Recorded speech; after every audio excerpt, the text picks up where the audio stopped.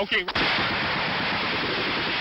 Okay, would you roll in a 270 from the smoke, approximately 100 meters away from it. I'll adjust you from there. All right, what's wanted? All right, give me some cover.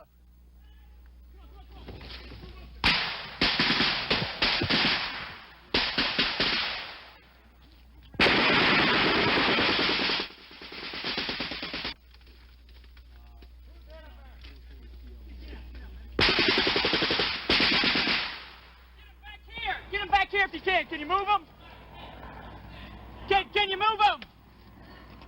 Okay, try and bring him back here. Remember to stop the bleeding. Coming home was like coming home to a different country. In '68, it seemed like there was so much going on back home that I didn't know about. That it was Martin Luther King had been assassinated, Robert Kennedy had been assassinated. I didn't know any of that. And the people themselves, they didn't look like the same. They had all long hair. They were all screaming, get back on the plane, you baby killer, throwing tomatoes at you. You name it, that's what they did. I was spit on, I was cursed, baby killer, I don't know what other names I was called.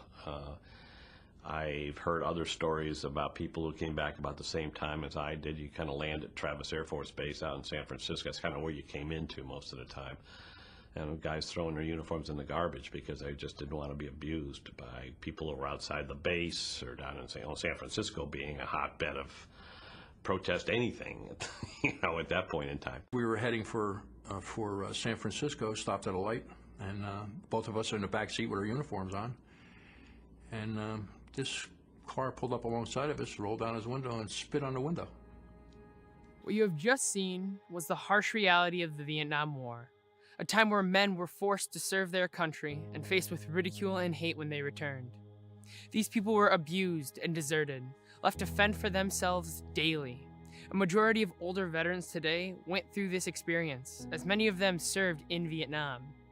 Since this time, support for veterans has greatly increased, both in the community and in the government. However, there still are an overwhelming amount of veterans living on the streets, homeless and without medical care. 1.69 million military veterans had neither health insurance nor received ongoing care at VHA hospitals or clinics. Records show that the total military suicide rate is 20.6 every day, of which 16.8 are veterans. Reports also show that 6,132 veterans and 1,387 service members die each year by suicide alone, and over 40,000 veterans are homeless on any given night. Suicide rates are 22% higher among veterans when compared to U.S. non-veterans adults, and PTSD affects over 31% of U.S. veterans.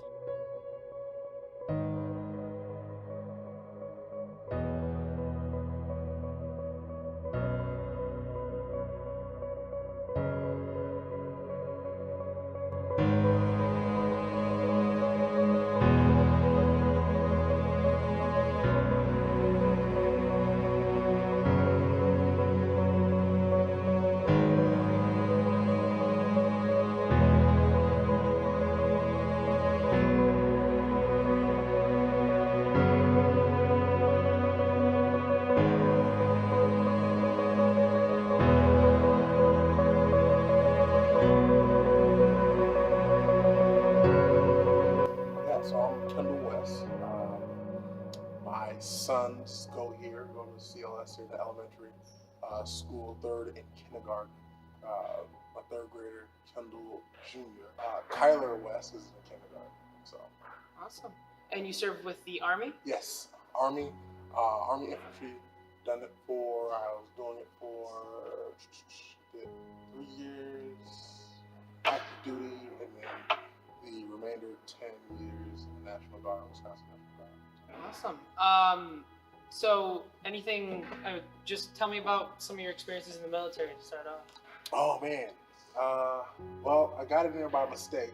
I guess I got in basically because my mom didn't have the funding available, or didn't help me with the funding for college. So because of that, she was like, "Well, why don't you join the Army?" So, she said military. I didn't know have anybody in the military that I could draw from or anything like that. I had a cousin who was in the Army, but he was in Korea at the time. And then I had a family friend who was like a cousin, almost like a brother to me now, who was in the Air Force. Now, at the time, the uniforms were pretty similar. They're pretty similar now, but they're pretty similar then. So I saw him in his uniform, and I was like, "How do you like the military?" And everything like that. Just a couple of questions, whatever. Because I was just a young kid. I joined the Army when I was 17. So when I talked to him, I was probably like 16 or something like that. And he's like, "Oh yeah, the military is great. It's tough, but I enjoy it. You get to travel and all this other stuff, whatever." I said, "Okay, cool." So my mom was like, "Well, I want you to join the military, so pick a branch." And I was like, "Oh, okay." So I went down to the recruiter, and all I could remember was my cousin's uniform. I could just remember it. I'm like, all I can remember, I don't remember what he told me he was in. I just remember the uniform. So Army guy walks up or whatever, and I was like, "Yeah, he was in that uniform. So yeah, I guess I'm in the Army because I want to be like Trey." So I joined the Army and everything, and fast forward after a deployment in Hurricane Katrina and all this other stuff or whatever, I got back home and he's like, "Man, it's crazy that you joined the Army. This is crazy. I wouldn't expect. I could never do that and all this other stuff or whatever." And I'm like, "What are you talking about?" And he's like, "Yeah, man, I would never join the Army." And I'm like, "Well, aren't you in the Army?" He said, "No, I'm in the Air Force." He's like, "I'm not dumb enough to be in the Army." And I was just like, "Oh."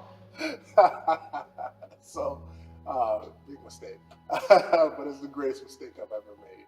So, it's funny, man, because my little girl asked me what was the toughest thing that I've ever done. I said, "Well, the toughest thing I've ever done was time, that I could think of right away was I signed my last will and testament at the age of 17. Can you imagine? How old are you? 18. You're 18. I'm 18. Can you imagine writing everything off to whomever, the stuff that you don't even think that you own, the stuff that you do own or whatever at 18 years old, signing that off and giving it to your mom? If you could name one thing that my generation could do to help your generation and even the generations before you in just support and everything, what would you say would be the best? What I'm doing now to help the generation that came before me is I joined the military because not that I didn't respect the military, I didn't know, but I didn't realize that it was a big to-do. I just was doing it for my own selfish reasons. But then once I got in, I kind of understood that it was a big, it was a whole new world. So,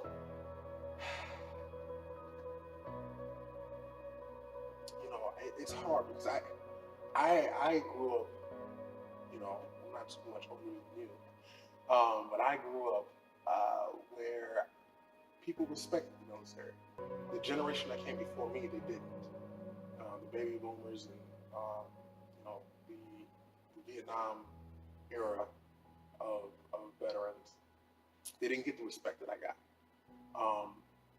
I was being thanked at malls while I was just in uniform, just at Liberty or whatever I was, and people were thanking me for something that I had no idea. I wasn't even.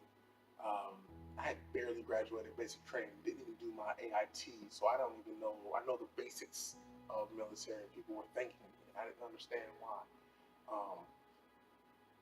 So I guess the biggest the biggest thing I would tell people is to research and learn the history of the military,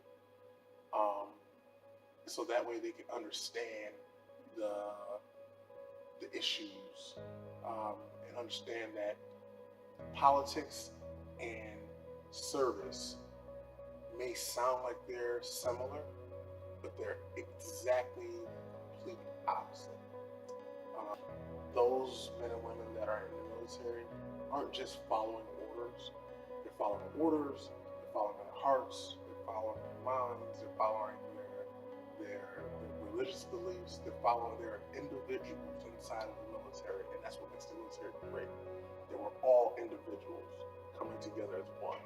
So it's one of those things where you have to look at the whole macro of the situation to understand the micro levels of the military. You know what I mean? So.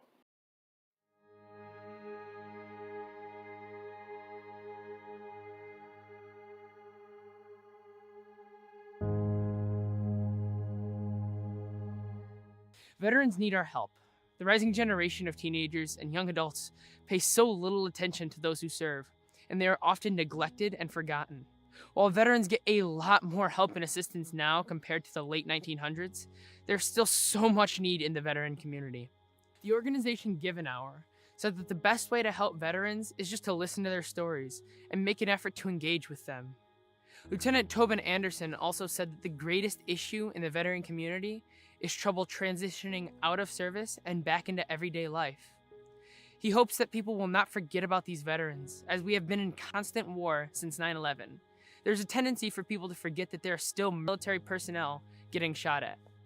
So please just continue to appreciate and thank veterans for their service. Visit VA hospitals and visit with the members.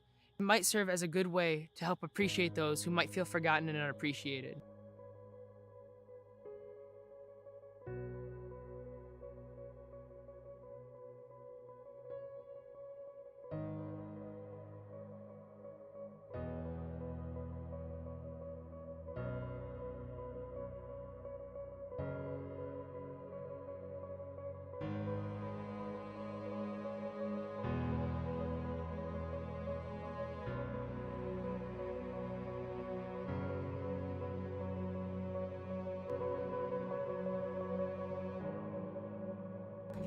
Explain your path in the military and everything?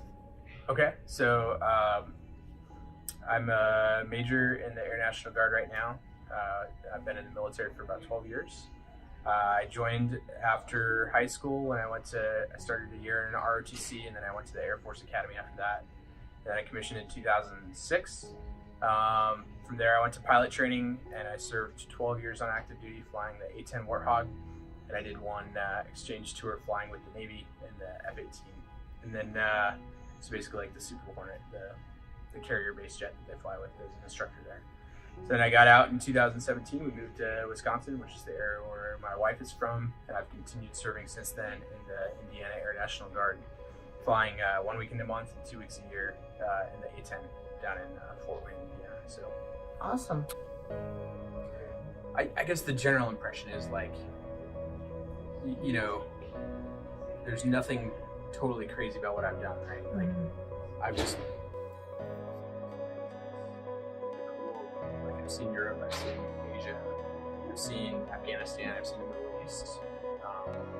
You know, obviously, like, I've only seen my small avenue of that, but you know, it just gives you a better picture of the world. Like, we want to share that stuff, you know. So when you see a guy like the chief there, it's always good just to ask a question.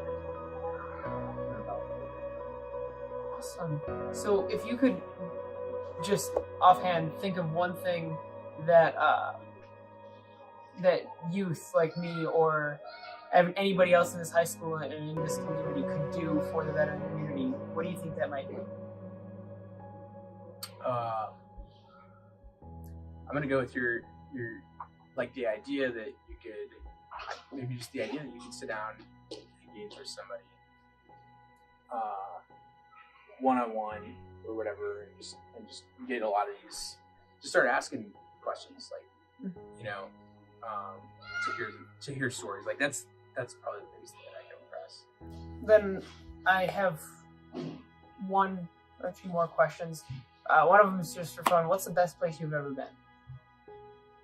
Best place I've ever been? Been or lived? Both. Okay. Both. Eastern Europe is like in Germany, you know, in the winters, usually you're in the station, and then in the summers you go out and other places. So you'll take the whole squadron, all the guys that are, in your group, in your unit, and you go take planes and go places that, like, former Soviet Union guys, like, places that are really remote. So we've been to probably Eastern Romania, was one of the more cool places we went. Everything was really cheap. We had a ton of fun. You could fly over the whole country at 100 feet, you know what I mean, like really low, which is what our jet likes to do as part of the mission. And we had to drop a lot of munitions, and just do a lot of really fun things that we wouldn't have gotten to do if we'd been in Germany at the time. So if you could give one piece of advice to anyone who's my age or younger or a little older who would be looking to go into the military, what would that be? Yeah. If they're looking to go in the military, I would say try to have an understanding what you're getting into. Like, obviously you're on this end of the experience. Like, you don't know what it's like to fly a plane until you've flown a plane, right? But you can be prepared and be able to manage your expectations. I would say a big thing is that idea of learning to do something that is bigger than yourself and that is not about yourself. So the idea of service.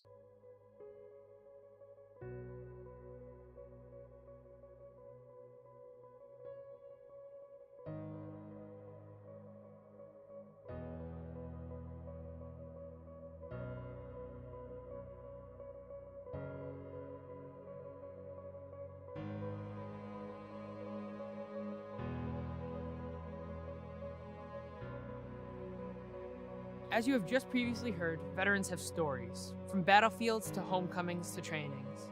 These veterans have something to say.